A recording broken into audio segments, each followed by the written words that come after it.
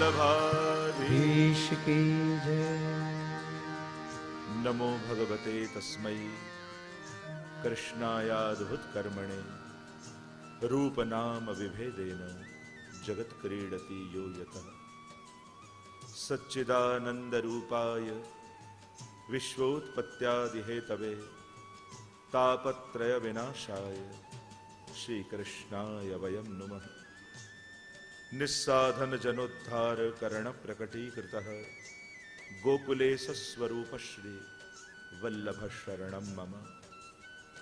योऽन्तः प्रविश्य मम वाचमीमां प्रसुप्तां सञ्जीवयत्यखिल शक्तिधरस्वधाम्ना अन्यांश्च हस्तचरणश्रवणत्वगादीन् प्राणान् नमो भगवते पुरुषाय तुभ्यम्। उपस्थित 84 બેઠક ચરિત્ર કથાના મુખ્ય મનોરથી પરિવાર એવા જગદીશભાઈ પટેલનો પરિવાર, આજના મનોરથી વિશેષ આજે જેને સન્માનિત કરવામાં આવી શિવાની, એને પણ આશીર્વાદ પાઠવું. નાનપણથી એને જોયેલી છે, એની સેવા ભાવના, એની તત્પરતા, અને કેવલ એનું સન્માન નથી, આપણા સમસ્ત વૈષ્ણવ સમાજનું સન્માન છે કે એક વૈષ્ણવની દીકરી જ્યારે આવા સ્થાન ઉપર પહોંચે ત્યારે આપણા બધા જ માટે ખૂબ ગૌરવનો વિષય કહી શકે. એટલે આપણે બધા જ આપણો આનંદ અભિવ્યક્ત કરીએ. આવતી પેઢીઓ માટે આ બધા પ્રેરણારૂપ છે. અને મને હજી યાદ છે કે અમારો ઉતારો સુભાષભાઈના ઘરે રહેતો તો એ પોતાનો રૂમ ખાલી કરીને અમને આપતી કે જે અહીંયા રોકાશે. ત્યારથી એની એવી ભાવના ઉદાત કે ના, આ જે રોકાશે અહીંયા, તો નાનપણથી એને જોયેલી છે અને ગૌરવનો અનુભવ.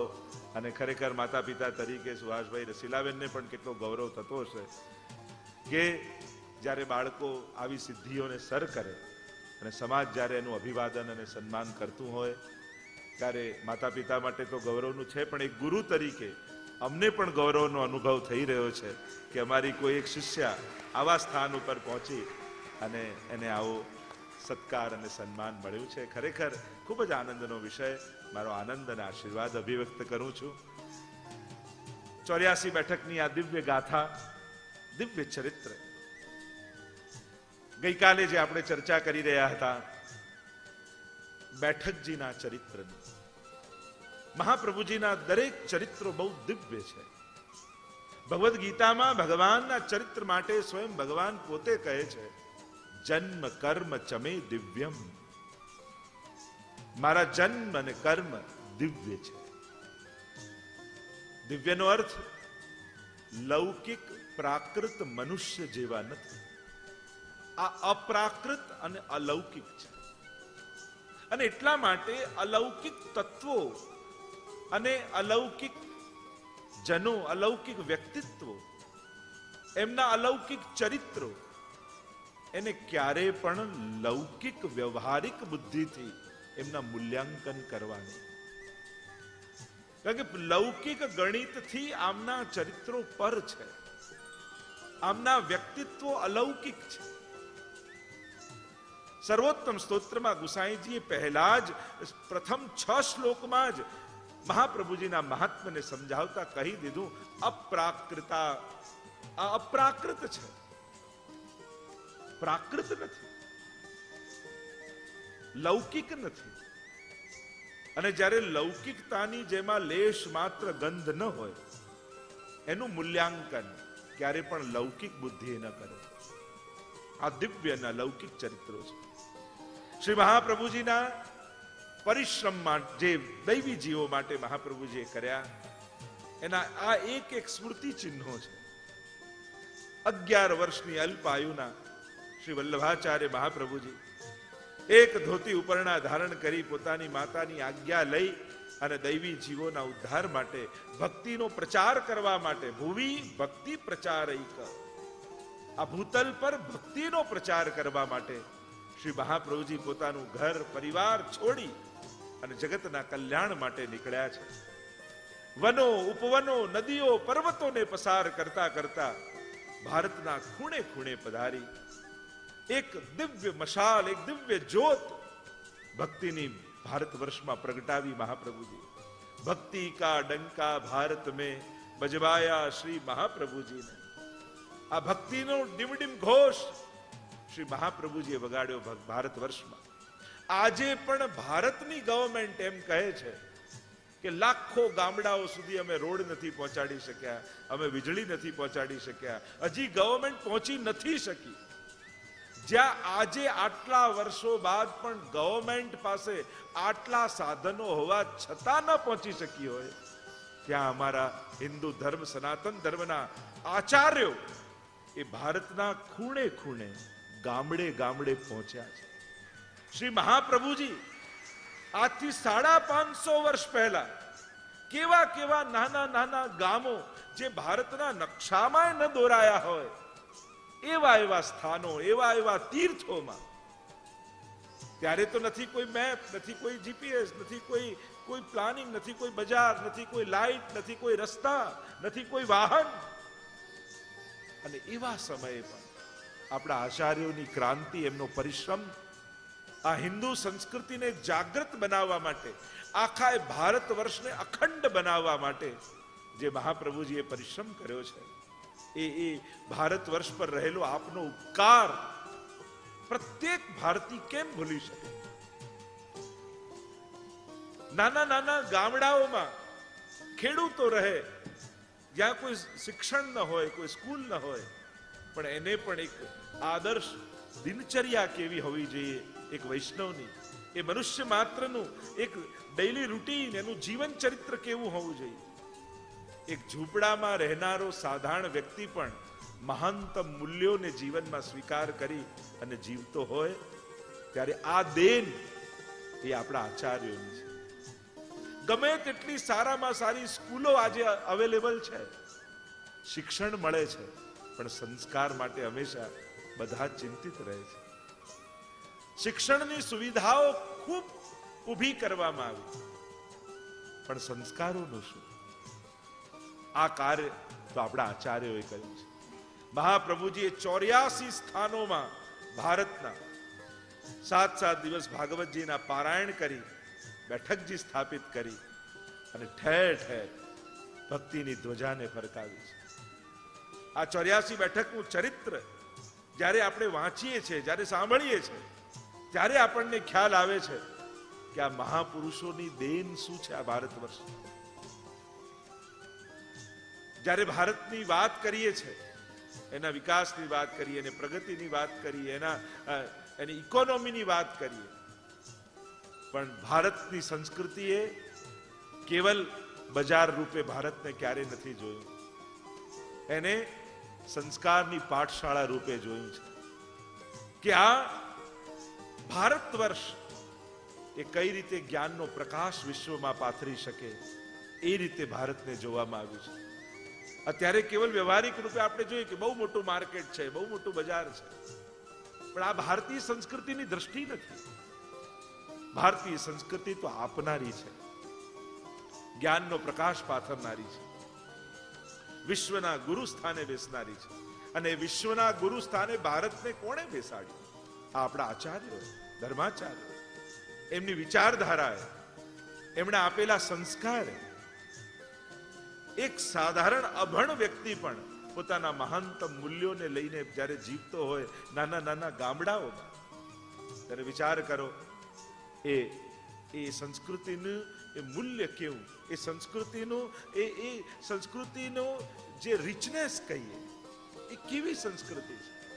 અને એમાં જ્યારે આપણો જન્મ થયો હોય, એ સંસ્કૃતિ સાથે જ્યારે આપણે સંકળાયેલા હોઈએ, ત્યારે એક બહુ મોટું ગૌરવ આપણી જાતને આપણને ભગવાને આપ્યું છે, ભારતીય બનાવી. ભલે પછી કોઈ પણ દેશમાં આપણે વસતા હોઈએ, કોઈ પણ દેશનો પાસપોર્ટ હોય, સિટીઝનશીપ હોય, પણ હૃદયમાં ભારતીય સંસ્કારો હોવા જરૂરી છે. કારણ કે ભારત આ વિશ્વને કુટુંબ માને છે, અને આ વિશ્વમાં કૌટુંબિક ભાવના જો કોઈ આપી શકશે તો એ ભારત આપી શકશે. કારણ કે જે વિશ્વને કુટુંબ માનતું હોય એ જ આ કૌટુંબિક ભાવના સમાજને આપી શકે.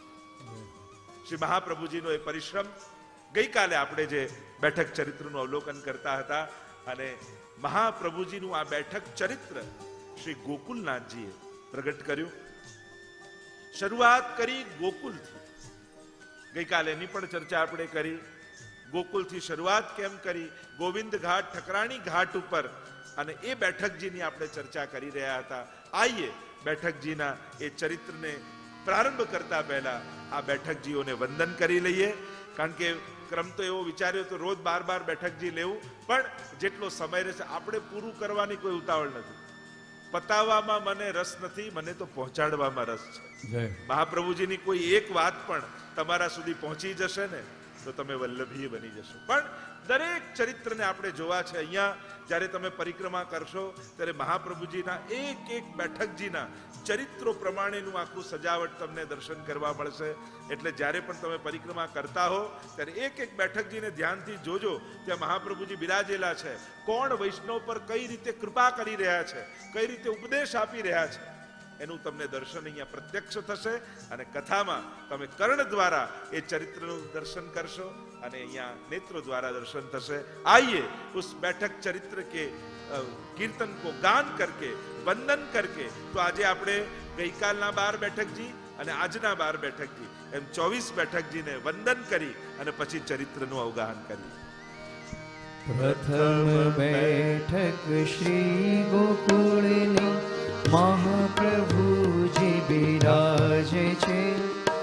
બીજી ગોકુલ માહે બડી બેઠક મહાપ્રભુજી બિરાજે છે.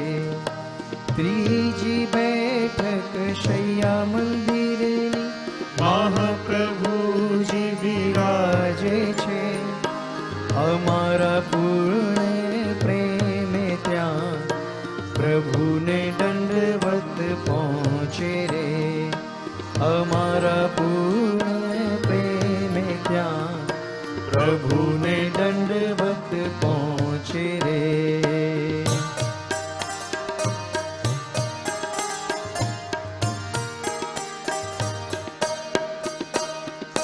ચોથી બેઠક વૃંદાવનમાં મહાપ્રભુજી બિરાજે છે.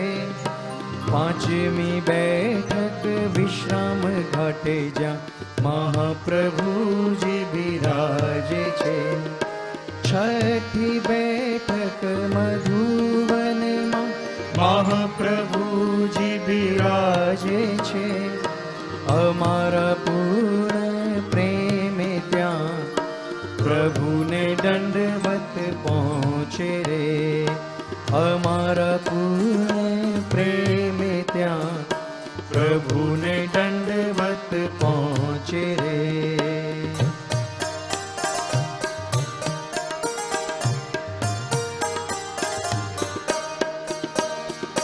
સાતમી બેઠક કુમુદ વનમાં મહાપ્રભુજી બિરાજે છે. આઠમી બેઠક બહુલા વનમાં મહાપ્રભુજી બિરાજે છે.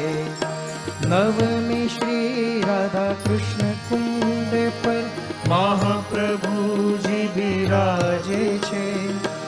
અમારા પૂર્ણ પ્રેમે ત્યાં પ્રભુને દંડવત પહોંચે રે.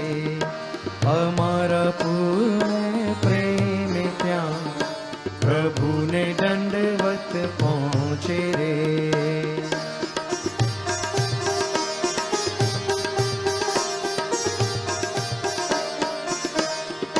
દસમી માનસી ગંગા પર મહાપ્રભુજી બિરાજે છે.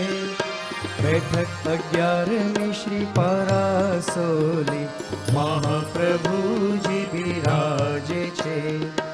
12મી આન્યોરમાં સદુ પાંડેને ત્યાં મહાપ્રભુજી બિરાજે છે. અમારા પૂર્ણ પ્રેમે ત્યાં પ્રભુને દંડવત પહોંચે રે. અમારા પૂર્ણ પ્રેમે ત્યાં પ્રભુને દંડવત પહોંચે રે.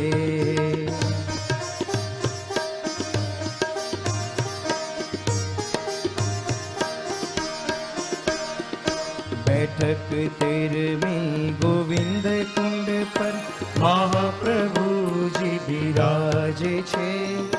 14મી સુંદર શિલા અન્નકૂટની મહાપ્રભુજી બિરાજે છે.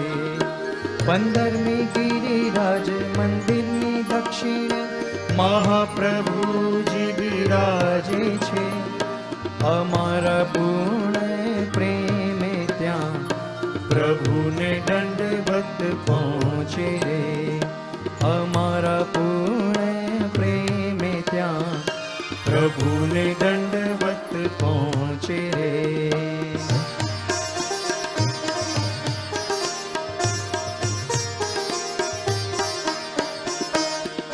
16મી શ્રી કામવનની સુરભી કુંડ પર બિરાજે છે.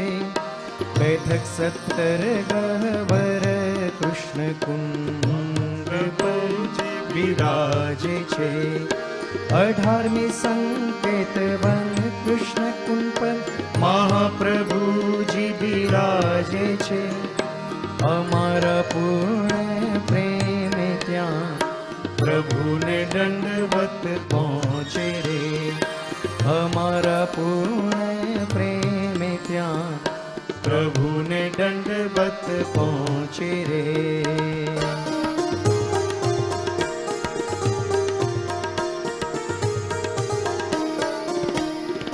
19મી નંદગામની પાન સરોવર પર બિરાજે છે. બેઠક 20મી કોકિલાવનમાં મહાપ્રભુજી બિરાજે છે. 21મી શ્રી ભાંડીર વનમાં મહાપ્રભુજી બિરાજે છે.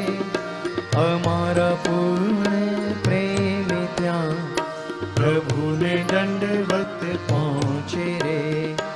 અમારા પૂર્ણ પ્રેમે ત્યાં પ્રભુને દંડવત પહોંચે રે.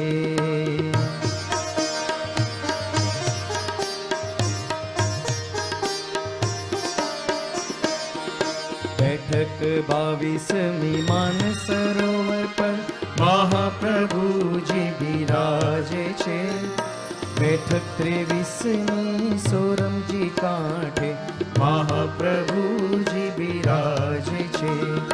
24મી ચિત્રકૂટ કાંતાના પર્વતે મહાપ્રભુજી બિરાજે છે. અમારા પૂર્ણ પ્રેમે ત્યાં પ્રભુને દંડવત પહોંચે રે. અમારા પૂર્ણ પ્રેમે ત્યાં પ્રભુને દંડવત પહોંચે રે. અમારા પૂર્ણ પ્રેમે ત્યાં પ્રભુને દંડવત પહોંચે રે. શ્રી વલ્લભાધીશ ઈશ કી જય. શ્રી બેઠકજીના ચરિત્રનું અવગાહન આપણે કરી રહ્યા છીએ. મહાપ્રભુજીનું આરાધન અનેક પ્રકારથી બતાવવામાં આવ્યું છે.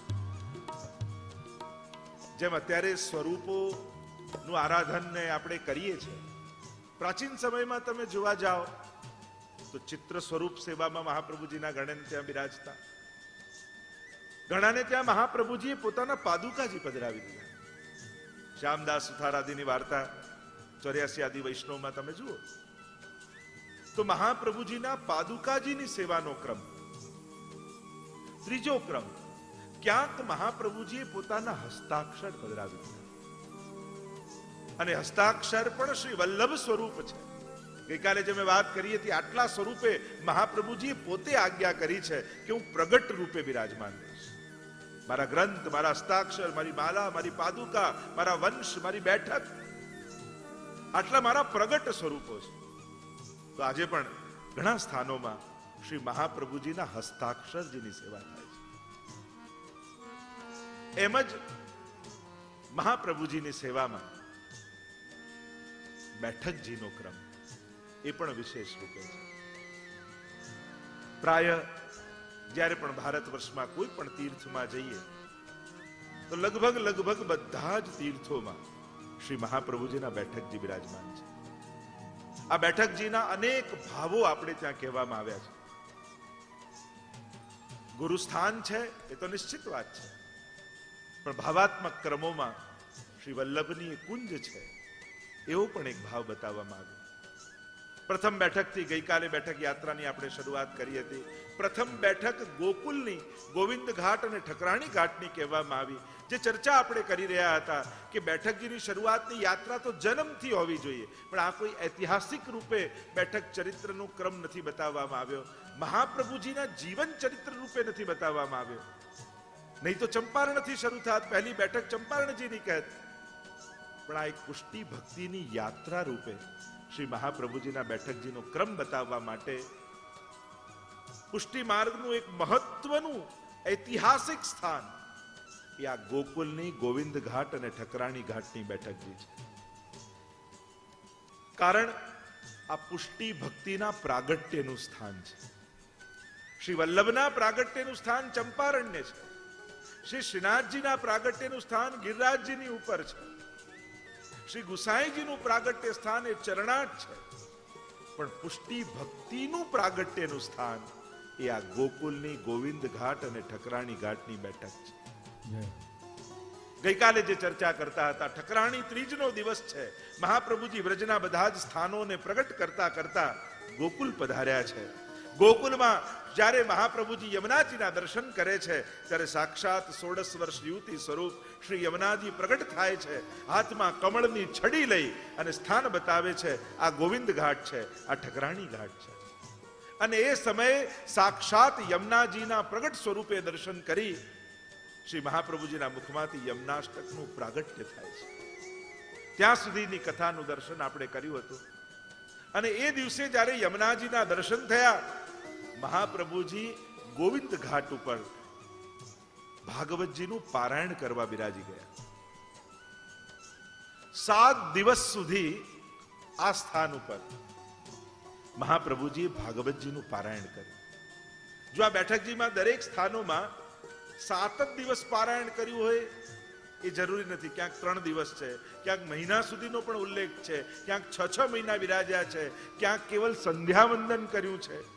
એવા પણ બધા ક્રમ મળે છે બેઠકજીના ક્રમમાં. પારાયણ થયું પૂરું, પવિત્રા એકાદશીનો દિવસ આવ્યો. પવિત્રાનો ક્રમ એ કેવલ પુષ્ટિ માર્ગનો ક્રમ નથી, એ બહુ અનાદિકાલનો ઉત્સવ છે. દરેક યુગમાં જુદા જુદા પ્રકારના પવિત્રા ધરાવવાનો ક્રમ ઠાકોરજીનો બતાવવામાં આવ્યો છે શાસ્ત્રોમાં. અને એટલા માટે જ્યારે આપણા હવેલીના ક્રમમાં પણ, આપણા સેવાના ક્રમમાં પણ આપણે પવિત્રા ધરાવતા હોઈએ ત્યારે સૂતરના, રેશમના, સોનેરી, રૂપેરી, કલાવતુના આવા જુદા જુદા પ્રકારના પવિત્રા ધરાવવામાં આવે છે. કારણ કે દરેક યુગમાં જુદા પ્રકારના પવિત્રાનો ક્રમ છે. ક્યાંક સોનાના ધરાવવાનો ક્રમ છે કયા યુગમાં, ક્યાંક રૂપાના, ચાંદીના પવિત્રા ધરાવવામાં આવે, રેશમના અને સૂતરના, આવા ચારેય યુગનો ક્રમ એ પવિત્રાનો ક્રમ બતાવવામાં આવે છે. તો મહાપ્રભુજીએ પવિત્રા એકાદશી નિમિત્તે પોતાના શ્રીહસ્તથી સૂતરનું 360 તારનું પવિત્ર બનાવીને રાખ્યું છે. આપણે હિન્દુ કેલેન્ડર પ્રમાણે વર્ષના 360 દિવસ માનવામાં આવે છે. અને એટલા માટે મહાપ્રભુજીએ સૂતરનું 360 તાર અને મહિનાની 2 એકાદશી એટલે 24 એકાદશી એવી 24 ગાંઠો બાંધી છે, મણકા છે. એટલે આખા વર્ષનો ભાવ એ પવિત્રાનો ભાવ છે. પવિત્રાના અનેક ભાવ બતાવવામાં આવે છે. પવિત્રા રસમંડન નામનો ગ્રંથ પણ છે આપણે ત્યાં. ખૂબ ભાવાત્મક ક્રમ આપણે ત્યાં પવિત્રાનો બતાવવામાં આવે છે. મહાપ્રભુજીએ સિદ્ધ કરીને રાખ્યું છે. સુંદર મિશ્રી કેસરવાળી કરીને તૈયાર રાખ્યું છે. આજે મહાપ્રભુજીને ક્યાંક સંકેત મળ્યો છે ઠાકોરજી પ્રગટ સ્વરૂપે પધારવાના છે. આ ગોવિંદ ઘાટ ઉપર છોકરના વૃક્ષની નીચે શ્રી મહાપ્રભુજીએ 7 દિવસના પારાયણ પૂર્ણ કર્યા છે. ક્યાંક હૃદયમાંથી એ સંકેતો ઉભરાઈ રહ્યા છે કે આ પવિત્ર ધારણ કરવા માટે પ્રગટ પ્રભુ પોતે પધારશે. આખો દિવસ વીત્યો છે અને આજે આખો દિવસ મહાપ્રભુજીના મનમાં એક ચિંતા રહી. આ ભૂતલ ઉપર જીવનો ભગવત સંબંધ કરાવવા માટે હું આવ્યો છું. પ્રભુ સાથે સાક્ષાત સંબંધ જોડવો છે. પણ શાસ્ત્રો તો એમ કહે છે કે જીવ તો અનેક દોષોથી ભરેલો છે, અને શાસ્ત્રોમાં તો શરતો છે. આ બધા જ અપરાધો ને દોષોમાંથી મુક્ત થાય જીવ, તો જ પ્રભુને લાયક બને, તો જ પ્રભુ સાથેનો સંબંધ થઈ શકે. જોને ગીતાજીમાં પણ ભગવાને કેટલી શરતો ને કેટલા લક્ષણો બતાવે. સભક્ત મે પ્રિય, સભક્ત મે પ્રિય, તુલ્ય નિંદા સ્થિર મૌની સંતુષ્ટો યેન કેનચિત, અને અનેક શરતો આપેલી છે. અને જ્યારે આપણે આ બધું વાંચવા જઈએ તો જીવને એમ લાગે કે હું તો ક્યારેય પ્રભુને લાયક થઈ જ નહીં શકું. મારો સંબંધ તો પ્રભુ સાથે ક્યારે સંભવ જ નહીં થાય. તો મહાપ્રભુજી ચિંતા એ કરી રહ્યા છે, હું આવ્યો છું જીવનો ભગવત સંબંધ સંપાદિત કરવા માટે, પણ જીવ તો અનંત દોષોથી ભરેલો છે, અને પ્રભુ પરમ નિર્દોષ છે. જેમનામાં લેશ માત્ર પણ દોષ નથી એ પરમાત્મા, અને જે અનંત દોષોથી ભરેલો છે એ જીવાત્મા. તો આ બંનેનો સંબંધ સંભવે કઈ રીતે? અને જો સંબંધ ન કરાવી શકું તો મારું તો ભૂતલ પર આવવું નિષ્ફળ થઈ જાય. પ્રભુ આપે મને મોકલ્યો છે આ દૈવી જીવોનો ભગવત સંબંધ કરાવવા માટે, પણ આ જીવનો સંબંધ થશે કઈ રીતે? એક વસ્તુ યાદ રાખો, ભગવાનના લાયક બનવું બહુ અઘરું છે, પણ ભગવાન ના બની જવું બહુ સહેલું છે. ભગવાનના લાયક બનવાની મહેનત ન કરતા ભગવાન ના બનવાનો પ્રયાસ કરો. જેવો છું એવો પ્રભુ તારો છે. કારણ કે પ્રભુ ના થવા માટે સરળ શરત છે, બસ જે મારું કાંઈ પણ છે એ તારું છે, હું પણ તારો છું. હૃદયથી એને સમર્પિત થઈ જાઓ. તો ગીતાજીમાં તો ભગવાન પોતે કહે છે, અહમ ત્વા સર્વ પાપેભ્યો મોક્ષયિષ્યામિ મા શુચિ, હું તને તારા બધા અપરાધોમાંથી ક્ષમા આપી દઈશ. પ્રભુને લાયક થવાની કોશિશ કરજો. પ્રભુને લાયક થઈ જાઉં તો ઘણી બધી શરતોમાંથી પસાર થવું પડશે, પણ હું પ્રભુનો થઈ જાઉં એ જ્યારે મન બનાવી લેશો ને, ત્યારે તમારે બદલાવું નહીં પડે. કાદવમાં પડ્યું હોય બાળક, માં ગમે તેટલી શણગાર સજીને તૈયાર થઈ હોય, પણ કાદવમાં પડેલા બાળકને જોઈ માં એમ નથી કહેતી કે જા પેલા નહીને આવ પછી મને અડજે. પણ પડેલા બાળકને દોડતી જઈ, ન પોતાના વસ્ત્રોની ચિંતા, ન પોતાના દાગીનાની ચિંતા, ન પોતાના તૈયાર થયેલાની ચિંતા, એ તો દોડતા જઈ એમને ખોળામાં લઈ લે અને પોતે એને લઈ જઈને ચોખ્ખો કરી. બસ આ જ તો સમર્પણ છે. પડ્યા છીએ ખાડામાં, સંસારના દલદલમાં ખૂપાયેલા છીએ, અનેક દોષોના કાદવોથી ખરડાયેલા છીએ, પણ હે કૃષ્ણ તારા છે. બે હાથ જોડીને જ્યારે બે હાથ ઊંચા કરી ભક્ત જ્યારે ભગવાનને પોકારે, હે કૃષ્ણ તારો છું, ત્યારે ભગવાન પણ પોતાના શાસ્ત્રોના ચોપડાઓ બંધ કરી ખૂણામાં મૂકી અને દોડતો આવી આપણને ખોળામાં ઉચકી લેતો હોય છે. આજ તો કૃપા માર્ગ છે, આજ તો શરણાગતિનો માર્ગ છે. સાધન બળે શ્રીજી તારી પાસે પહોંચવું એ અમારું સામર્થ્ય નથી, પણ શરણાગત થઈ તારા થઈ જવું આટલું તો સામર્થ્ય છે. એટલે ભગવાનને લાયક નથી થવું, ભગવાન ના થવું છે. જ્યારે આ ચિંતા મહાપ્રભુજી કરી રહ્યા છે, મધ્યરાત્રિનો સમય આવી ગયો છે. અડધી રાત્રિ થઈ ગઈ, મહાપ્રભુજીને નિંદ્રા નથી આવતી. મારા જીવનો પ્રભુ સ્વીકાર કઈ રીતે કરે? વિચાર કરો, મહાપ્રભુજી આપણા માટે જાગી રહ્યા છે. આજ તો મહાપ્રભુ છે.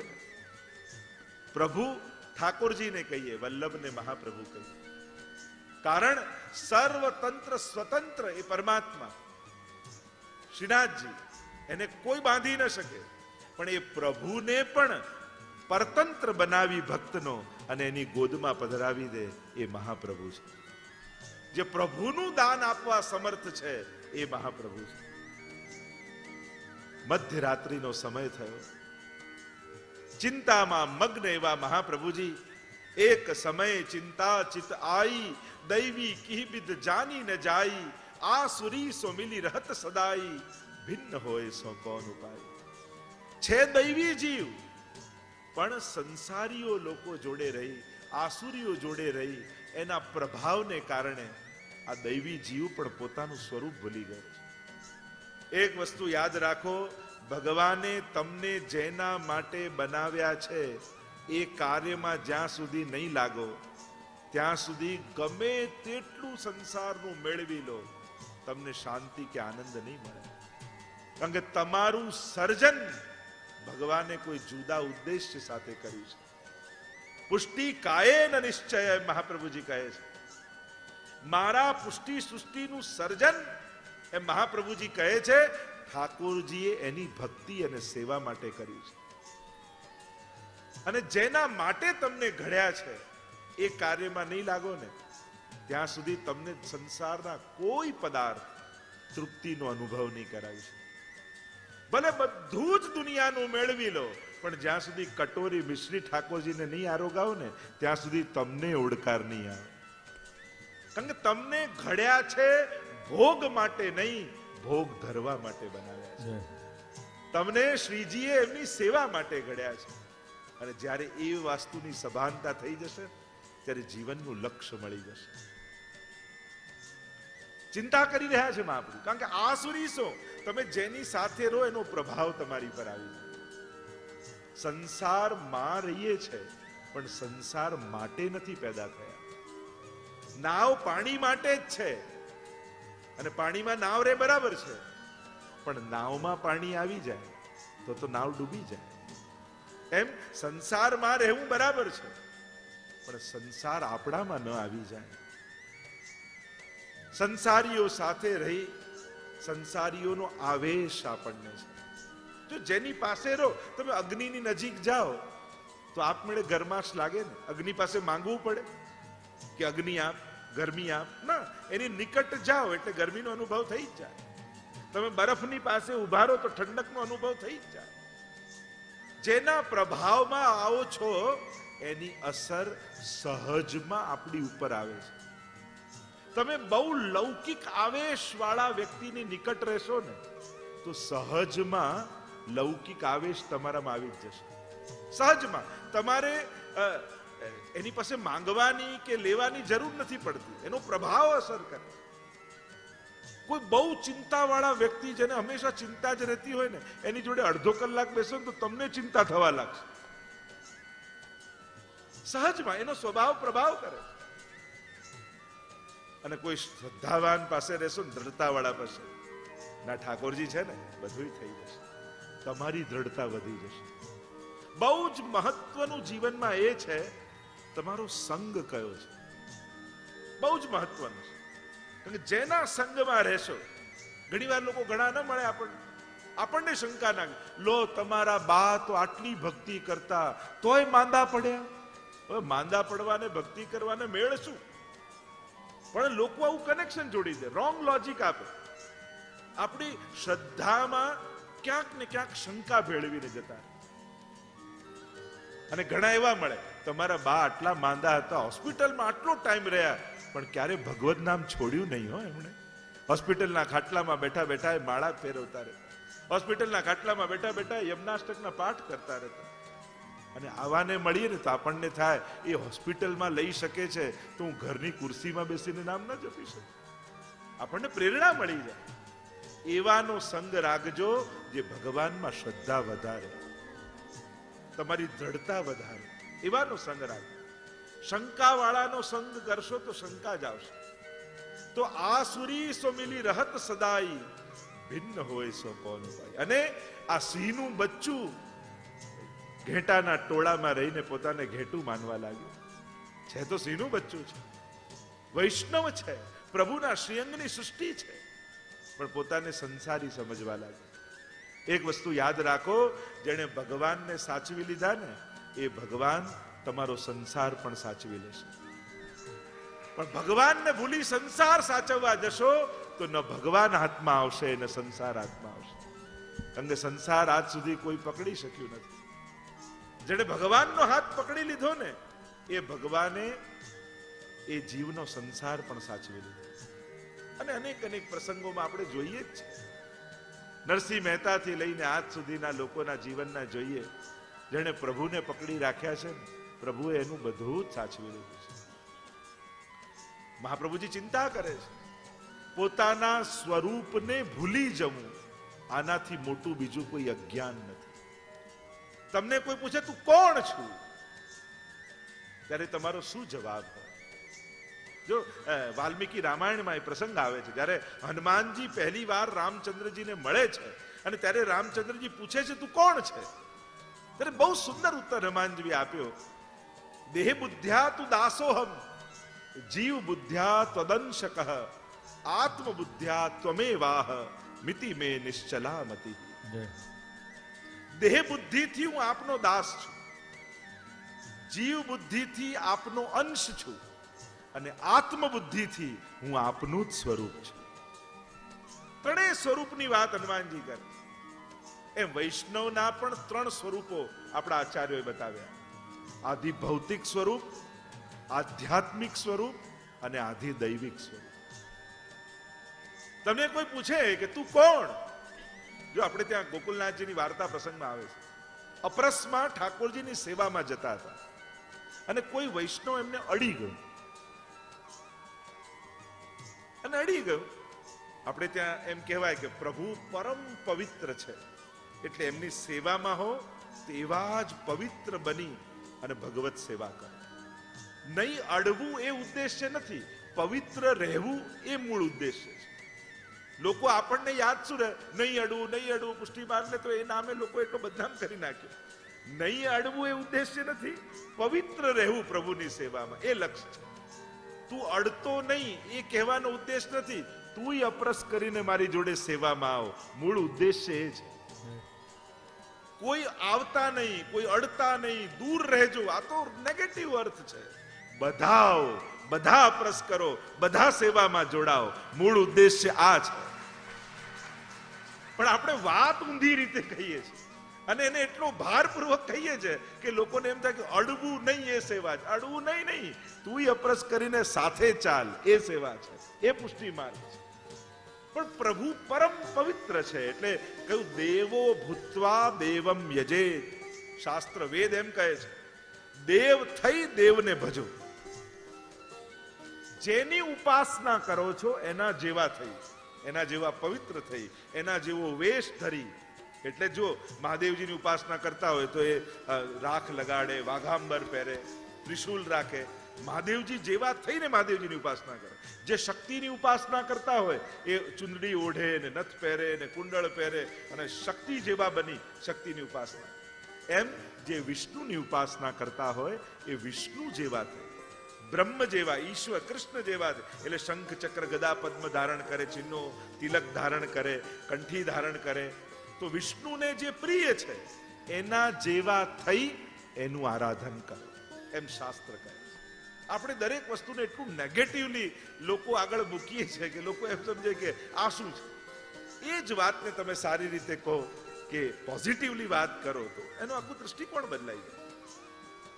તો પ્રભુ પરમ પવિત્ર છે. તો ગોકુલનાથજી પધારતા હતા, કોઈ અડી ગયું અને ગોકુલનાથજી પૂછ્યું કોણ છે તું? ત્યારે પેલા એમ કહ્યું હું વૈષ્ણવ છું જયરાજ. ફરી પૂછ્યું તું કોણ છું? હું વૈષ્ણવ છું. ત્રીજી વાર પૂછ્યું તું કોણ છું? હું વૈષ્ણવ છું. તો કે તો અમારી અપરસ નથી છોવાઈ. જો તેમ કીધું હોત હું ફલાણો વ્યક્તિ છું, આ કામ કરું છું, આ મારું નામ છે, તો મારી અપરસ છોવાઈ જાત. પણ ઠાકોરજી ક્યારે વૈષ્ણવથી છોવાતા નથી. અમારી અપરસ વૈષ્ણવથી છોવાતી નથી. જો તે તારો લૌકિક પરિચય આપ્યો હોત તે લૌકિકતાનો સ્પર્શ મારી અપરસ છોડાઈ દે. મૂળ વાત એ છે કે મનમાં આપણે છોવાઈએ છે કેમ? કોઈ અડી ગયું એટલે નથી છોવાતા, કોઈ અડ્યું એ ખબર પડી એટલે છોવાઈ જાય છે. આપણું મન ઠાકોરજીને છોડી પેલા વ્યક્તિમાં ગયું એટલે મન લૌકિક બન્યું એટલે અપરસ કરવા જવું પડે. મૂળ ઉદ્દેશ્ય એ છે અલૌકિક બની અને અલૌકિક એવા પ્રભુની સેવા કરી. તો વૈષ્ણવના પણ ત્રણ સ્વરૂપો બતાવ્યા છે. તો જે વાત કરી રહ્યો છું બ્રહ્મ સંબંધ માટે જે ઉદ્દેશ્ય, જે મહાપ્રભુજી ને ઠાકોરજી આજ્ઞા કરવાના છે, તો સ્વરૂપથી પુષ્ટિ કાયેન નિશ્ચય. મહાપ્રભુજીએ કહ્યું ઠાકોરજીએ પોતાના શ્રીઅંગમાંથી આ વૈષ્ણવી સૃષ્ટિને પ્રગટાવી છે, શ્રીઅંગની સેવા માટે. ભૌતિક સ્વરૂપ આપણું સંસારમાં જે આપણા નામ ને આદિ છે એ ભૌતિક સ્વરૂપ છે, પણ આપણું આદિ દૈવિક સ્વરૂપ એ પ્રત્યેક વૈષ્ણવનું લીલામાં એક વ્રજભક્તનું સ્વરૂપ છે. તમે 84 વૈષ્ણવની વાર્તા વાંચો ને ત્યારે 3 જન્મની વાર્તા આવે. એમાં બતાવવામાં આવે કે લીલામાં ઠાકોરજીના આ સખીજનનું સ્વરૂપ આ વૈષ્ણવનું છે. એમ પુષ્ટિ માર્ગમાં આપણે ત્યાં એ ભાવ છે, પ્રત્યેક બ્રહ્મ સંબંધી વૈષ્ણવનું લીલામાં એક વ્રજભક્તનું સ્વરૂપ છે. જે નિત્ય લીલાનો જીવ લીલાથી વિખૂટો પડી અને ભૂતલ પર આવ્યો છે. તો આ ભૂતલ પર આવેલા જીવને અનેક કર્મોના બંધનને કારણે એનું મૂળ સ્વરૂપ એ ભૂલી ગયો છે. અને એટલા માટે મૂળ સ્વરૂપ ભૂલવાને કારણે હું કોણ છું એ ભૂલી જશો તો મારે શું કરવું જોઈએ એ પણ યાદ નહીં આવે. સ્વરૂપનું અજ્ઞાન એ કર્તવ્યનું પણ અજ્ઞાન કરાવી દેશે. જે દિવસે આપણને સ્વરૂપનું જ્ઞાન થાય તો કર્તવ્યનું પણ ભાન થઈ જાય. હું વૈષ્ણવ છું એ આપણને જો યાદ રહે તો એક વૈષ્ણવે કઈ રીતે જીવવું જોઈએ એ પણ યાદ રહે. પેલો એક સિપાહી હતો, એના ઘરે એક ચોર રાતના આવ્યો. બંને સૂતા હતા, પતિ પત્ની અને પોતે સિપાહી. ચોર અંદર ઘૂસી ગયો એટલે પત્નીએ કહ્યું કે જો કોઈનો અવાજ આવ્યો લાગે છે, કોઈ લાગે છે તો મને ખબર છે, મને હું જાણું છે કોઈ આવી લાગે છે. ધીમે ધીમે પેલા કબાટ ખોલ્યો, કબાટ ખોલવાનો વાજો. પત્નીએ કહ્યું જો તમને જલ્દી ઉભા થાવ, કોઈ આવ્યું કબાટ ખોલે. મને ખબર છે ને હું જાણું છું. પેલા પોટલું બાંધ્યું, બધું ભરવા લાગ્યો, ધન જે કંઈ પણ હતું ને પોટલા બાંધીને જવાનો અવાજ આવ્યો. પેલો જઈ રહ્યો છે, ભાગી રહ્યો છે. પેલો કે મને બધી ખબર છે, હું જાણું છું. અને પેલા કૂદકો માર્યો ને દોડવા લાગ્યો. પત્ની કે પેલો ભાગી રહ્યો, મને ખબર છે, હું જાણું છું. પત્ની કે ધૂળ પડી તમારી ખબર ને જાણવા પર, પેલો ઘરમાંથી બધું લૂંટીને લઈ ગયો, એને પકડ્યો કેમ નહીં? ત્યારે પેલા પોલીસે કહ્યું પણ શું કરું, હું ડ્યુટી પર નહોતો. એમ કલિયુગ રૂપી ચોર આપણા ઘરમાં, આપણા મનમાં, આપણી બુદ્ધિમાં પ્રવેશે છે. આપણને ખબર હોય છે પ્રવેશો. આપણા ભાવ રૂપી ધન, આપણા સંસ્કાર રૂપી ધન, આપણા ગુણો રૂપી ધનને લેતો હોય છે, બાંધતો હોય છે પોટલું. આપણે જાણતા હોઈએ છીએ, આપણને ખબર હોય છે કે આ ખોટું થઈ રહ્યું છે, મારે આમ વિચારવું જોઈએ, મારે આમ કરવું જોઈએ, અને ભાગતો હોય છે. અને ગુરુજનો કહે કે આ લઈ જઈ રહ્યો છે, પણ આપણે કહીએ હું વૈષ્ણવતાની ડ્યુટી પર નથી, હું વૈષ્ણવની ડ્યુટી પર નહોતો એટલે પેલો બધું ચોરીને ભાગી ગયો. પણ જે ડ્યુટી પર હોય એને ત્યાં ચોરી ન થઈ શકે. જે 24 કલાક વૈષ્ણવ બનીને જીવે, કલિયુગ એનું કાંઈ બગાડી શકતો નથી. પણ જે ક્ષણે આપણે ભૂલીએ છે કે હું વૈષ્ણવ છું, પોતાના સ્વરૂપનું અજ્ઞાન થાય છે તો પોતાના કર્તવ્યનું પણ અજ્ઞાન થઈ જાય છે. અહીંયા મહાપ્રભુજી ચિંતા કરી રહ્યા છે, અનંત દોષોથી ભરેલા જીવનો પ્રભુ સ્વીકાર કેમ કરશે?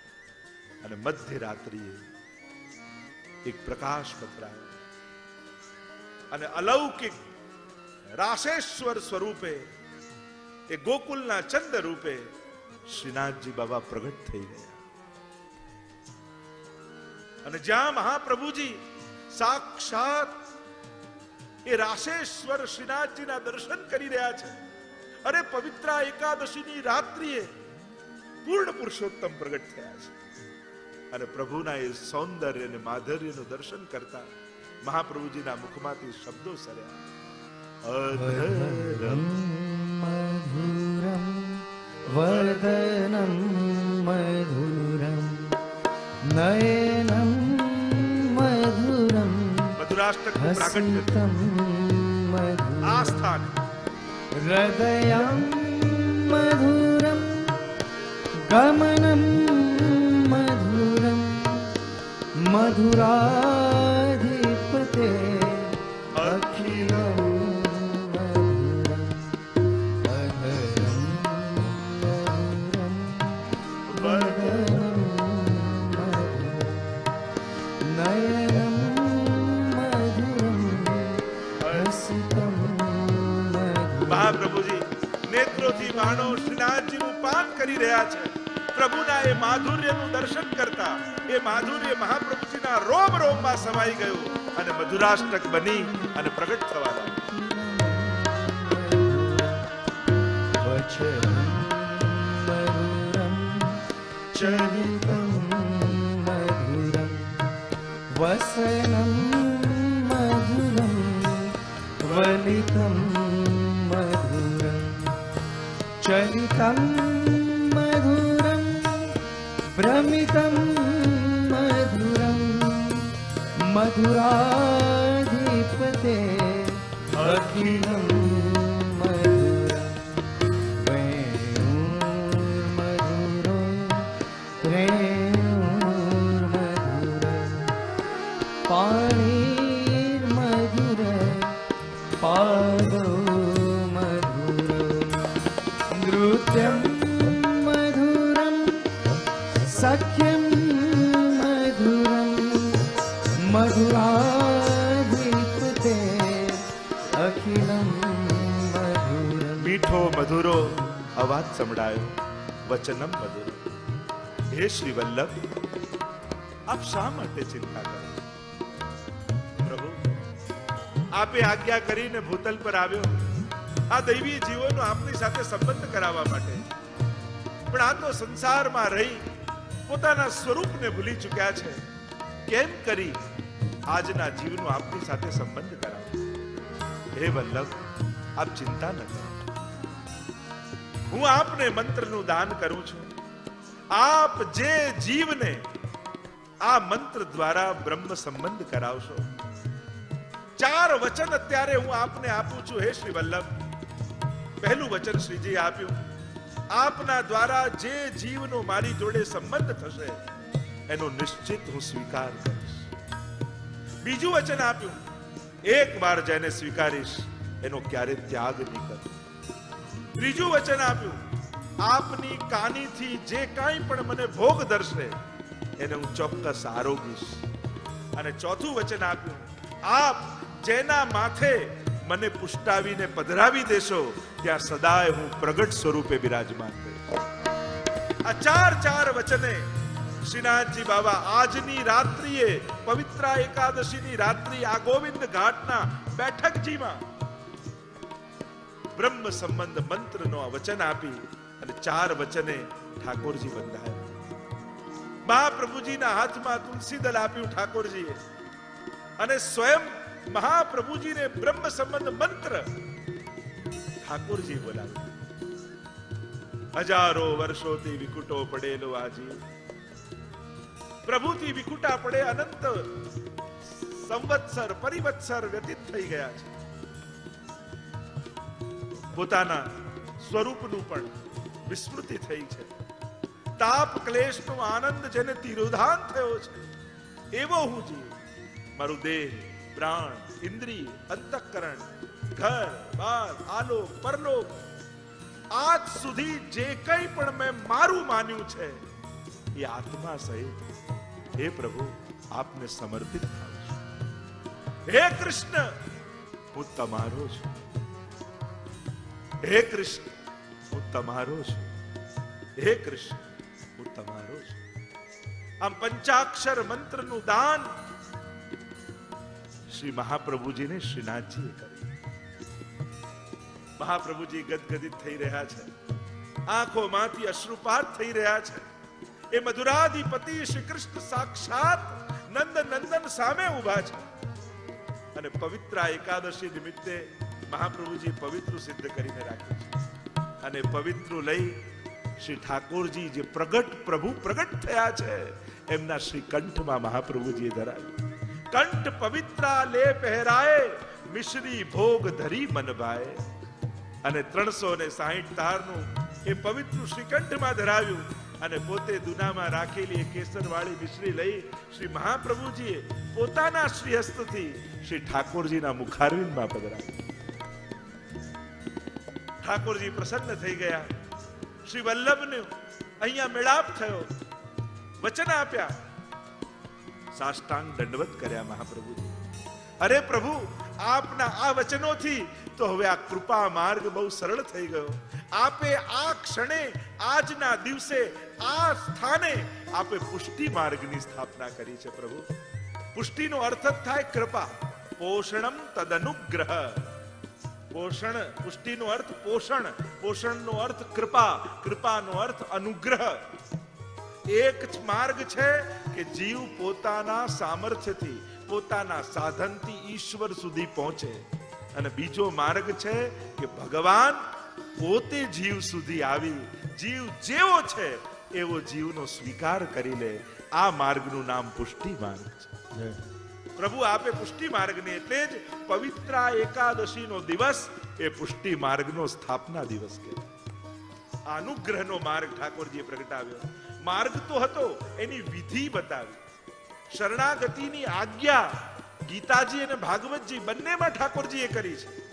પણ શરણાગત થવાય કઈ રીતે એની પ્રોસેસ નથી બતાવી. આજના દિવસે ઠાકોરજીએ પ્રોસેસ આપી, એ વિધિ આપી કે મને તું શરણાગત કઈ રીતે થઈશ.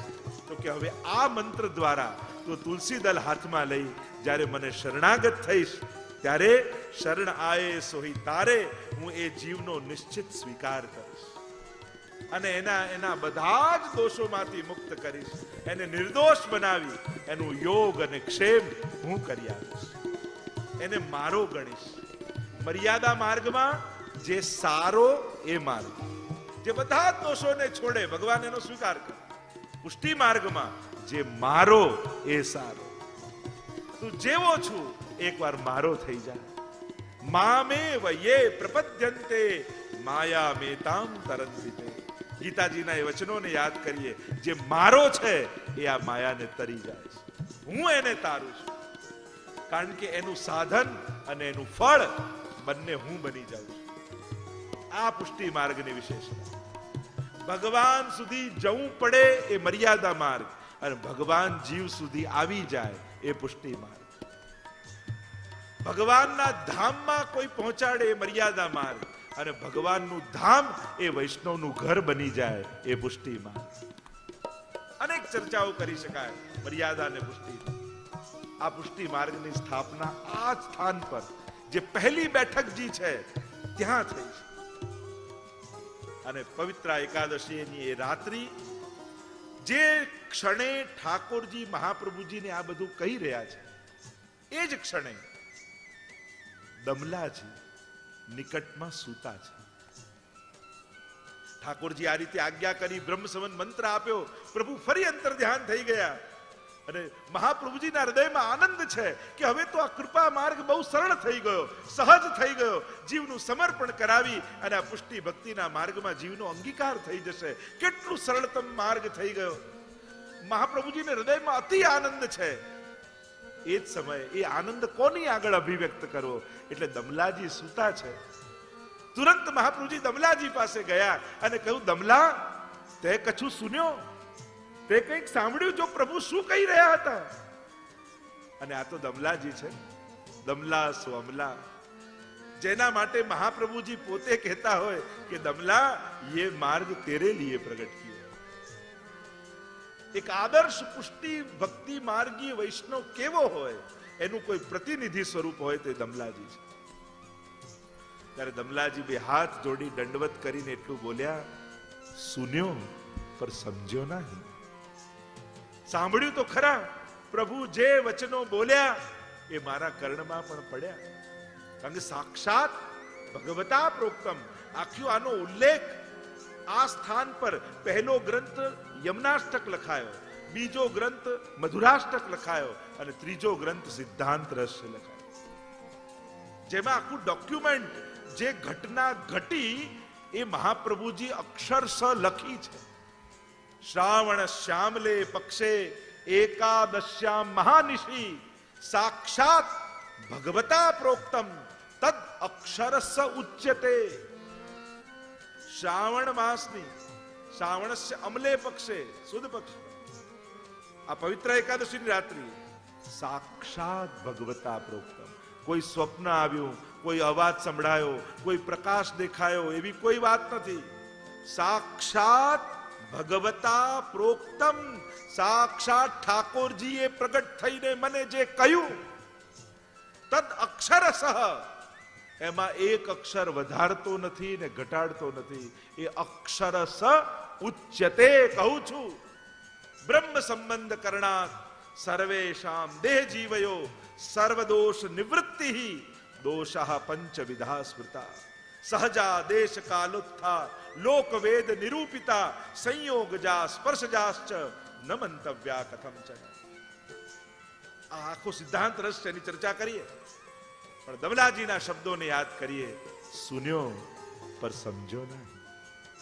આ એના દીનતા સભર વચનો. કારણ જો એમ કે હા અમે સાંભળ્યું, બધું સમજી લીધું, તો મહાપ્રભુજી જેટલું સ્તર એમનું થઈ જાય કે જો એ મહાપ્રભુજી સમજ્યા ને સાંભળ્યા, એ દમલાજીએ સાંભળ્યું, તો મારો સેવક ધર્મ જાય. જો ગુરુ પાસે ભણેલું ગુરુ જેટલું મારું સામર્થ્ય છે એમ કહી દઉં, તો આપણો સેવક ધર્મ જતો રહ્યું, તો દાસ છું. એટલે કહ્યું સુન્યો પર સમજો નહીં. કહેવાનો અર્થ એ થયો કે પ્રભુના વચન સાંભળ્યા, પણ જ્યાં સુધી ગુરુ સમજાવે નહીં ત્યાં સુધી અમને સમજમાં શું આવે? કારણ કે અમે તો અર્થ કરીએ તોય અમારી જીવ બુદ્ધિથી અર્થ કરવાનો. શાસ્ત્રો બધા મહાન છે, પણ આપણી બુદ્ધિ અલ્પ હોય અને આપણને ન સમજાય એટલે આપણે શું, આ બધા શાસ્ત્રો તો પ્રેક્ટિકલ નથી, રામ નથી સમજાતા. એમાં શાસ્ત્રોની ભૂલ નથી, આપણા સમજણની ભૂલ છે. આપણને શાસ્ત્રોમાં કોઈ ભૂલ દેખાય છે, કોઈ કમી દેખાય છે, તો આપણે સમજવામાં ફરક છે. પણ કોઈ મહાપુરુષના ચરણોમાં બેસી જ્યારે એનું અર્થઘટન કરીએ ત્યારે સાચા અર્થ સમજમાં આવે. કહું હે શ્રી વલ્લભ, આપ પ્રભુની વાણીને ન સમજાવો ત્યાં સુધી અમારા જેવા જીવોને સમજમાં ક્યાંથી આવે? અને આમ દીનતા પૂર્વકના વચનો, કારણ કે અમુક શબ્દો દમલાજીના કે વાર્તા સાહિત્યના બહુ માર્મિક, વન લાઇનર જેને કહીએ ને. ઘણી વાર મને એમ થાય કે 84-252 માંથી આવા વન લાઇનરો કાઢીને વૈષ્ણવને આપવા છે. ગુસાઈજીએ પૂછ્યું ને કેમ કરીને રહો છો? તો કે બસ પેટ ભરીને ખાઈએ છે અને નીંદ ભરીને સૂઈએ છે. એક એક વન લાઇનરો કેવા સુંદર છે. ગુસાઈજી એને પૂછે છે દમલાજી, મહાપ્રભુને શું કરીને જાણો છો? તો કહું પ્રભુ કરતા પણ હતી. તો કેમ? તો કે દાન બડો કે દાતા, મોટું કોણ? એવા ઘણા બધા જો આપણે વિચાર કરવા જઈએ તો અદ્ભુત આવા વન લાઇનરો આપણને 84-252 માંથી મળે આચાર્યોના વચનો.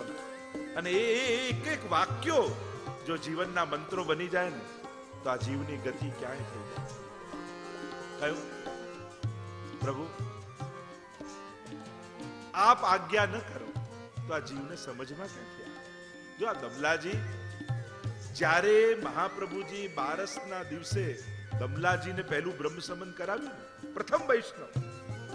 આ દમલાજી સકલ વૈષ્ણવી સૃષ્ટિના પ્રતિનિધિ સ્વરૂપ છે.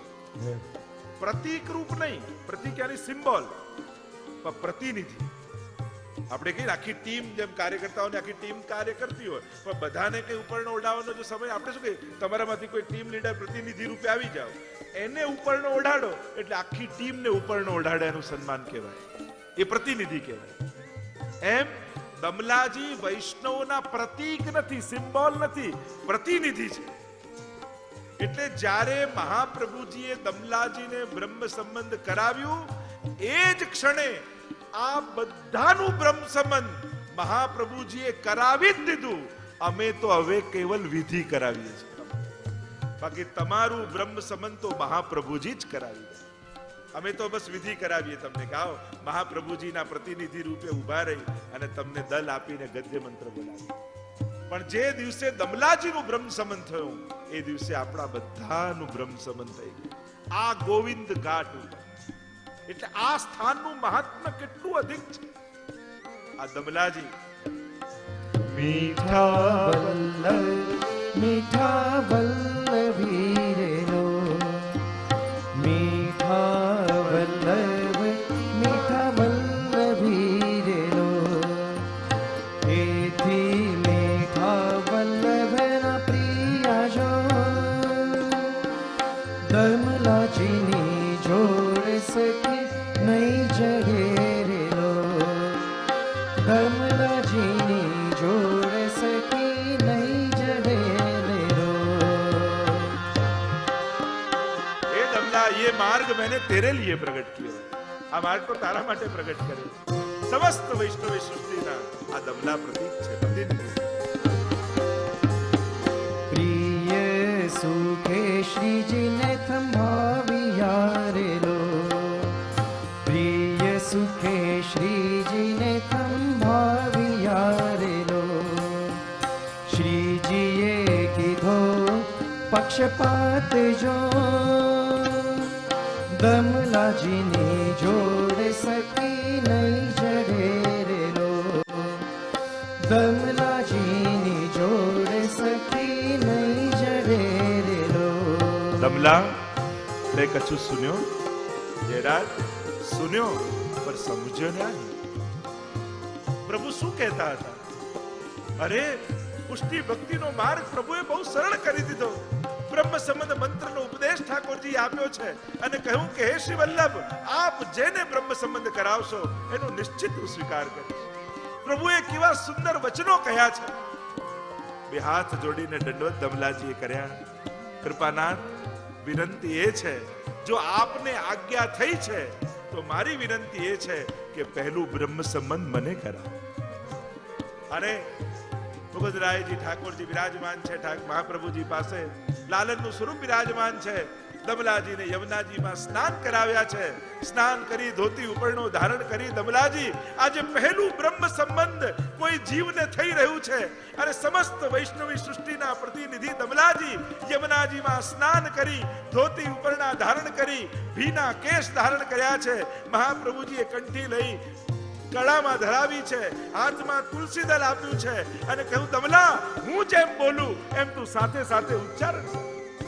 અને મહાપ્રભુજી બ્રહ્મ સંબંધના એક એક શબ્દોનું ઉચ્ચારણ કરતા જાય. દમલાજી એ જે મહાપ્રભુજી બોલાવતા જાય બોલતા જાય. છેલ્લે પંચાક્ષર મંત્ર 3 વાર મહાપ્રભુજી બોલાવ્યો. દમલા બોલ, કૃષ્ણ તમારો છું, કૃષ્ણ તમારો છું, કૃષ્ણ તમારો છું. હાથમાં આપ્યા તુલસીદલ મહાપ્રભુજીના અને મહાપ્રભુજીએ તુલસીદલ લઈ ઠાકોરજીના ચરણારવિંદમાં પધરાવ્યા. અને પુષ્ટિ માર્ગના ઇતિહાસમાં પહેલું બ્રહ્મ સંબંધ આ સ્થાન પર દમલાજીને કરાવવામાં એવું મહાત્મ્ય વાળું આ ગોવિંદ ઘાટનું સ્થાન છે, જ્યાં પુષ્ટિ માર્ગનું હૃદય બિરાજમાન છે, જ્યાં પ્રભુના વચનો આજે પણ ગુંજી રહ્યા છે. એવો આ ગોવિંદ ઘાટ. અને ત્યાં મહાપ્રભુજીએ દમલાજીને સિદ્ધાંત રહસ્ય ગ્રંથ કરી અને પહેલો ગ્રંથ દમલાજીને ભણાવ્યો. અને જે ઘટના ઘટી એનો ઉલ્લેખ આ સિદ્ધાંત રસ 16 ગ્રંથમાં, આ ગ્રંથ બહુ જ મહત્વનો છે. અને વિચાર તો એ ચાલી રહ્યો છે કે આવતા વર્ષે 16 ગ્રંથ સપ્તાહ આપણે કરીશું. શ્રી વલ્લભાધીશ કી જય. કારણ કે જ્યારે મહાપ્રભુજીને આટલું માનીએ છે, પણ મહાપ્રભુજી નું માનીએ છે કે નહીં એનું ચિંતન કરવાનો અવસર કરવો છે. જે 16 ગ્રંથમાં એક વૈષ્ણવી જીવન જીવવાની એક મહાપ્રભુજીએ વિચારધારા આપણને જે આપી છે. અને મારી તો ઈચ્છા એવી છે કે 108 વૈષ્ણવને તૈયાર કરે.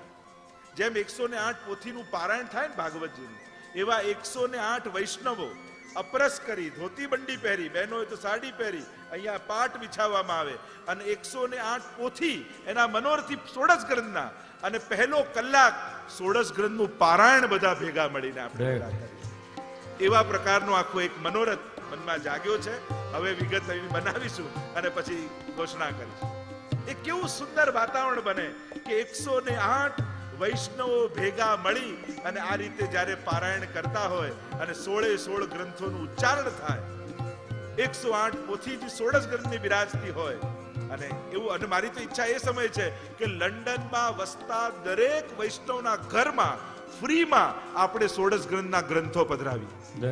મહાપ્રભુજી ગ્રંથ રૂપે ઘરે ઘરે બિરાજમાન થાય એવો ગ્રંથોત્સવ એ સમય ઉજવાય.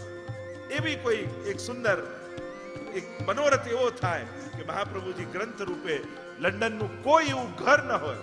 આપણે ઇંગ્લિશમાં છપાવીએ એના ભાષાંતર સાથે, એના અર્થઘટનો સાથે, જેને જે લેંગ્વેજમાં, ગુજરાતી, ઇંગ્લિશ જેમાં જોઈતું હોય, પણ ઘર ઘર ગ્રંથ અને ગ્રંથ રૂપે મહાપ્રભુજી ઘર ઘરમાં બિરાજી જાય.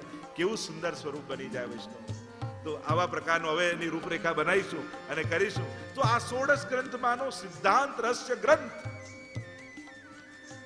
જેમાં આ ઘટનાનો ઉલ્લેખ મહાપ્રભુજીએ કર્યો છે. એટલે ઐતિહાસિક ઉપદેશ તો છે, પણ ઐતિહાસિક ડોક્યુમેન્ટ છે.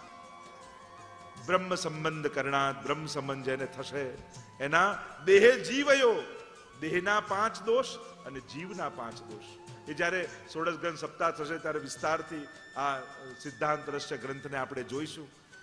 સિદ્ધાંતનું રહસ્ય મહાપ્રભુજી આમાં આપ્યું કે એક વૈષ્ણવી જીવન જીવવા માટે, એક ભક્ત, એક ભગવદી જીવન જીવવા માટે કેવા પ્રકારની વિચારધારા અને કેવી પ્રોસેસ સાથે એ વૈષ્ણવતામાં પ્રવેશ કરવો અને કઈ રીતે સેવામય જીવન જીવવું. અને સિદ્ધાંત રહસ્યના છેલ્લા શ્લોકમાં મહાપ્રભુજી અદ્ભુત વાત કરી.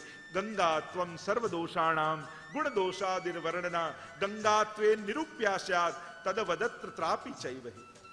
જેમ કલકલ વહેતો ગંગાજીનો પ્રવાહ હોય, એમાં અનેક નદી નાળા અને અનેક જલ એમાં મળતા હોય, પણ એકવાર ગંગાજીમાં ભળી જાય પછી એ ગંગાજી જ કહેવાય છે.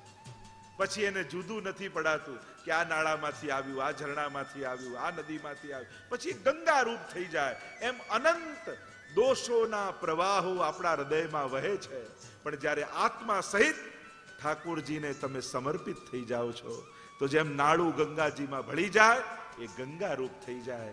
એમ અનંત દોષોથી ભરેલો જીવ જ્યારે ભગવાનમાં ભળીને શરણાગત થઈ જાય ત્યારે ભગવદ રૂપ બની જતો હોય છે, ત્યારે પવિત્ર બની જતો હોય છે. પછી એના દોષો અસ્તિત્વમાં રહેતા નથી, એ ગંગા રૂપ થઈ જાય છે. અને આવું સુંદર ઉપદેશ મહાપ્રભુજીના તો એક એક ગ્રંથો તમે જુઓ. એક વૈષ્ણવી વિચાર, હું તો વૈષ્ણવતાને પણ માનવતાની સર્વોચ્ચ ઊંચાઈ માનું છું કે જ્યારે માનવતા 16 કળાએ ખીલી સર્વોચ્ચ અવસ્થામાં પહોંચે ત્યારે વૈષ્ણવતા બની જતી હોય છે. એટલે માનવતાનું ઉર્ધ્વીકરણ એ વૈષ્ણવતા છે.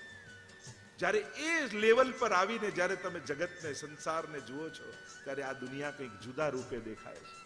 તો આ જે દ્રષ્ટિકોણ મહાપ્રભુજી આપણને આપ્યો છે, એ દ્રષ્ટિકોણ જોવાનો અવસર આવતા વર્ષે, એટલે અત્યારથી મનમાં વિચારી લેજો, જેને મુખ્ય મનોરથી કથા ના થવું હોય, જેને પોતી ના થવું હોય, જે આપણા મનોરથો હોય, જે થતું અત્યારથી મનમાં સંકલ્પો કરી લેજો.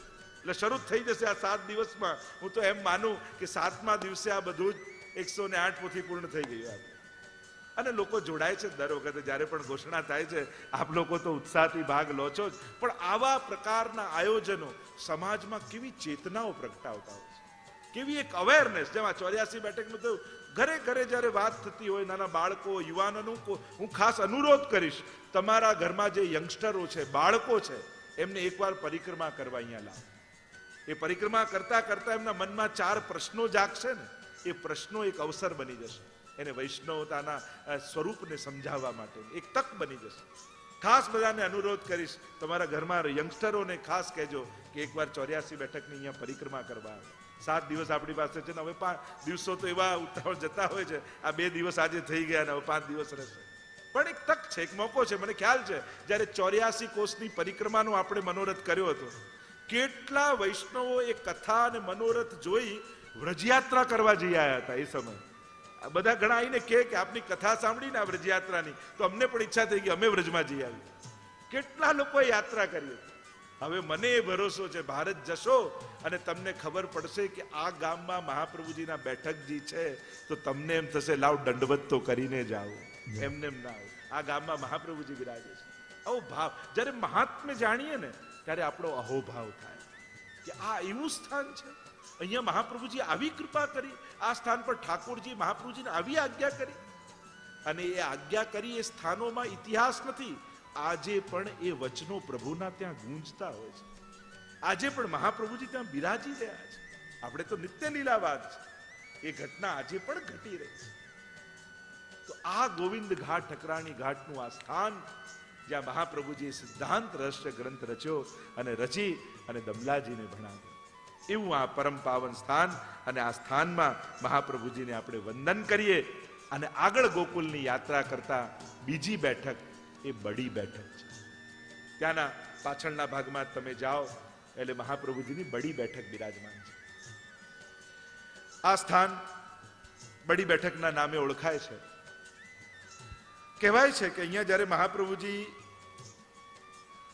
પારાયણ કરી રહ્યા હતા ભાગવતજી, અને પારાયણ કરતા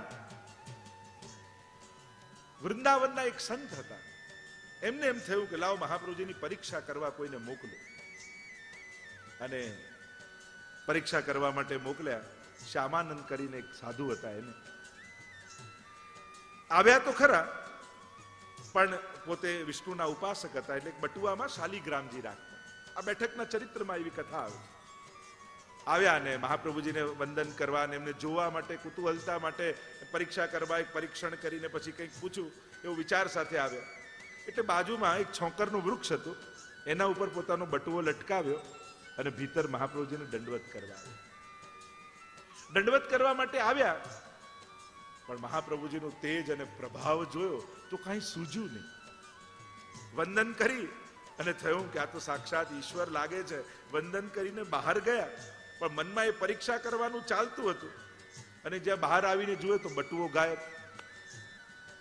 કારણ કે આ સાધુને તકલીફ એ હતી કે એના ગુરુજન ભગવત નામનો ઉપદેશ કરતા, પણ ભગવત સેવાનો અધિકાર ના આપતા. અને એમને પોતાને તો ભગવત નામ ખૂબ લે, પણ એમના મનમાં મનોરથ છે કે શ્રીનાથજીની સેવા અમે કરીએ, આવો મનમાં ભાવ.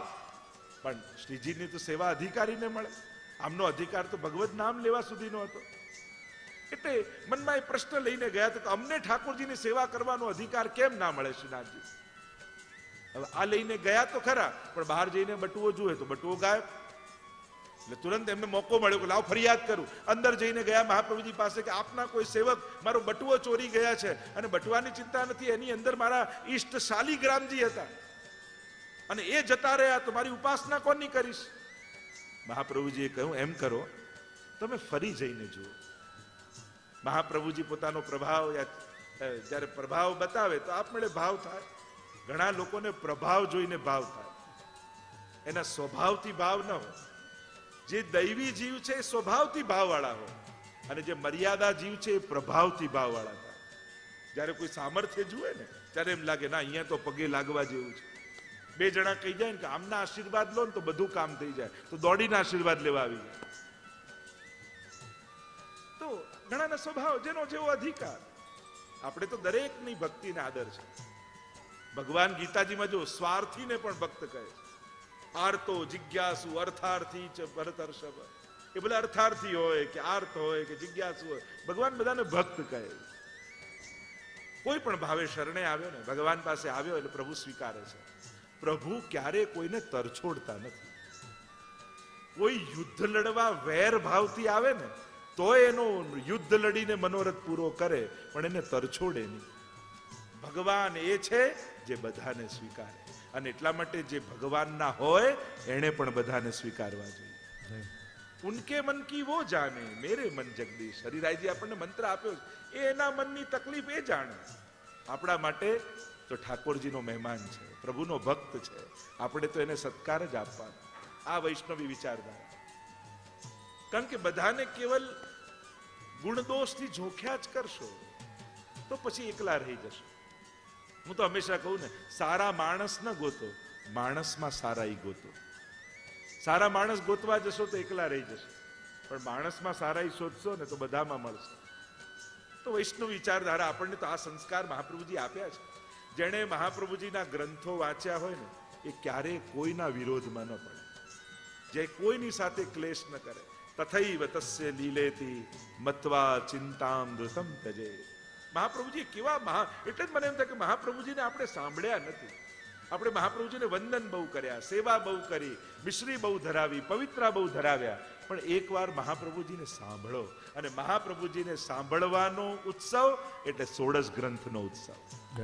એકવાર જયારે મહાપ્રભુજીને સાંભળી લેશો તો વૈષ્ણવતા સ્પષ્ટ થઈ જશે.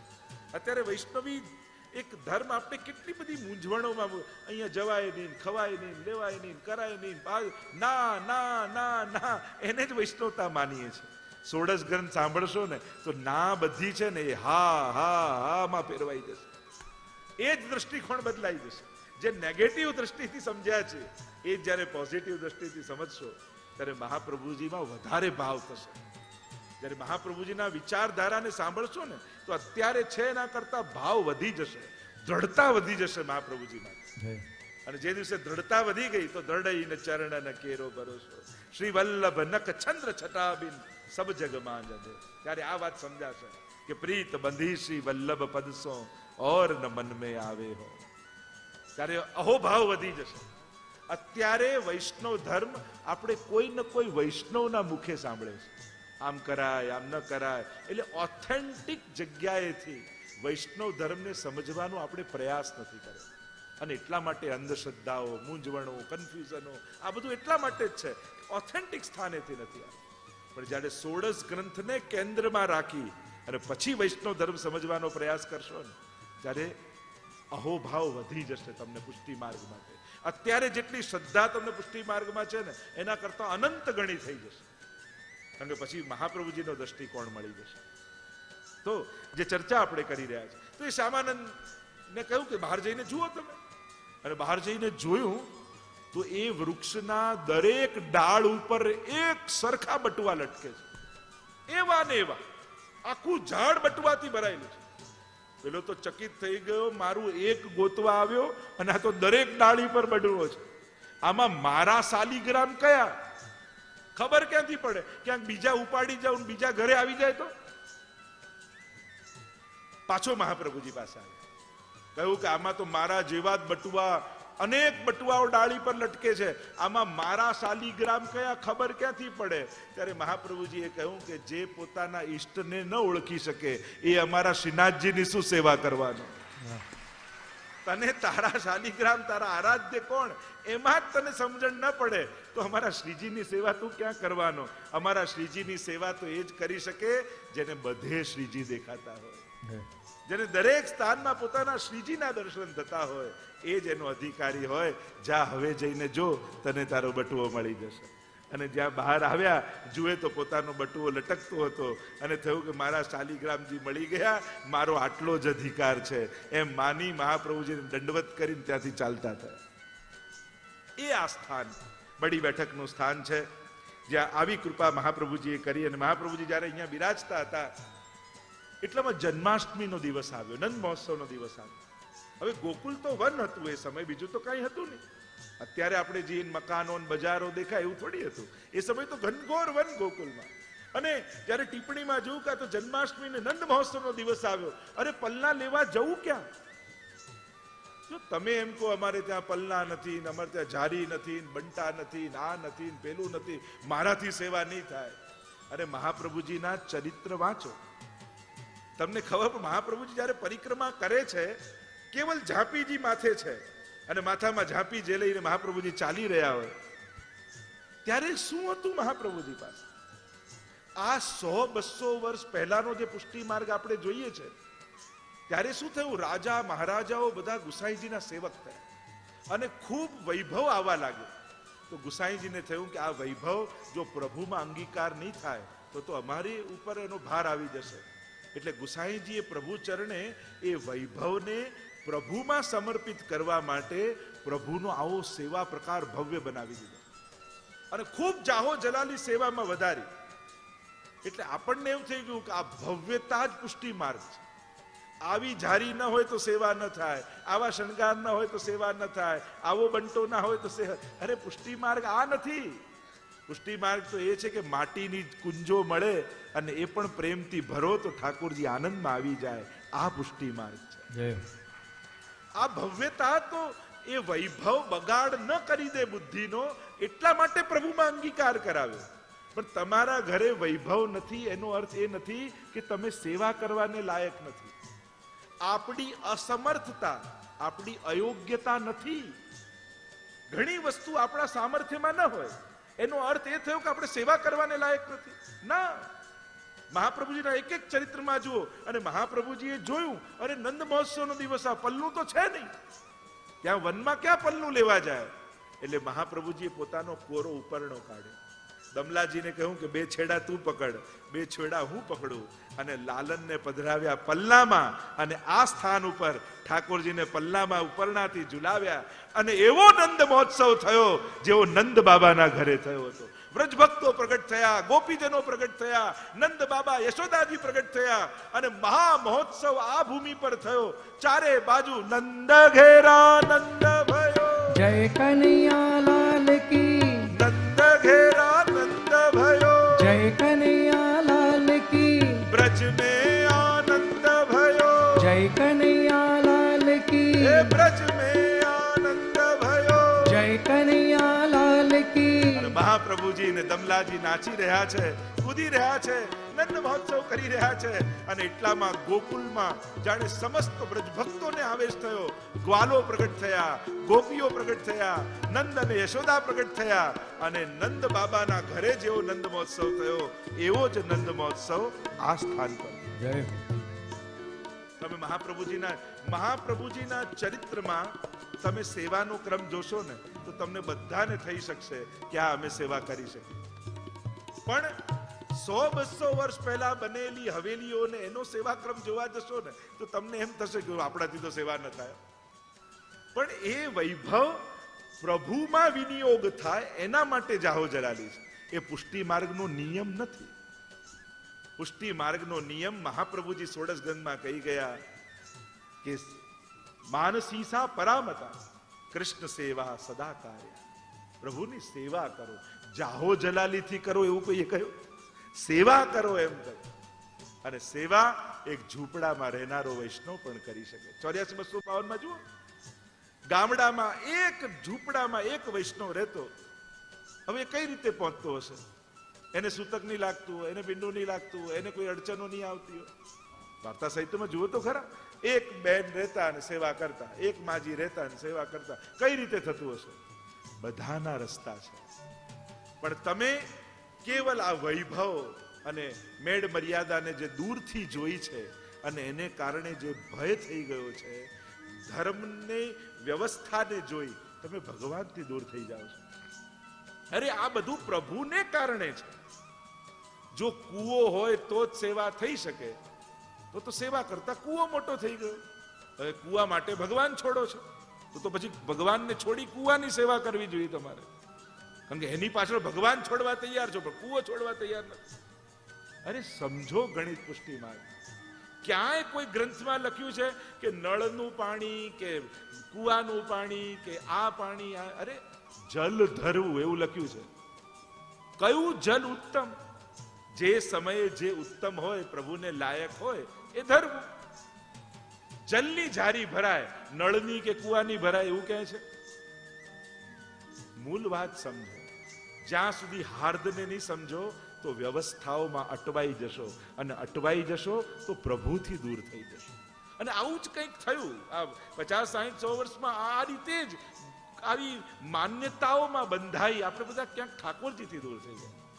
જેના ઘરે મરજાદની સેવા હતી, પ્રભુ આટલા સુખથી બિરાજતા હતા, એ આ બધું જોઈને છોકરાઓને એમ થયું કે ના, અમારાથી તો નહીં થાય, અમે નહીં કરી શકીએ.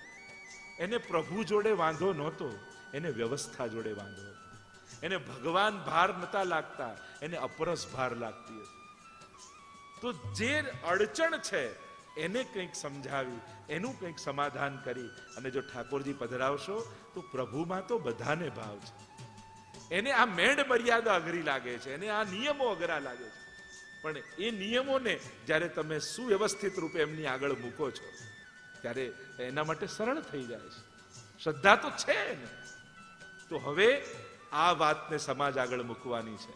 16 ગ્રંથની કથામાં આ બધી વાતો આપણે કરવાની છે કે આજના સમયમાં પુષ્ટિ માર્ગ કઈ રીતે જીવી શકીએ, કઈ રીતે પોતાના જીવનને આ 21મી સદીમાં પણ વ્રજભક્તો જેવી બનાવી શકીએ. એ વ્રજભક્તોનો આનંદ આજની સદીમાં કઈ રીતે લઈ શકાય એની ચર્ચા આપણે કરવાની છે. અને જ્યારે આ બધી ચર્ચાઓ નીકળશે તો આ બધી માન્યતાઓ દૂર થઈ જશે. જે ગેરમાન્યતાઓ, જે વ્યવસ્થા છે, જે નિયમો છે એનો રિસ્પેક્ટ છે.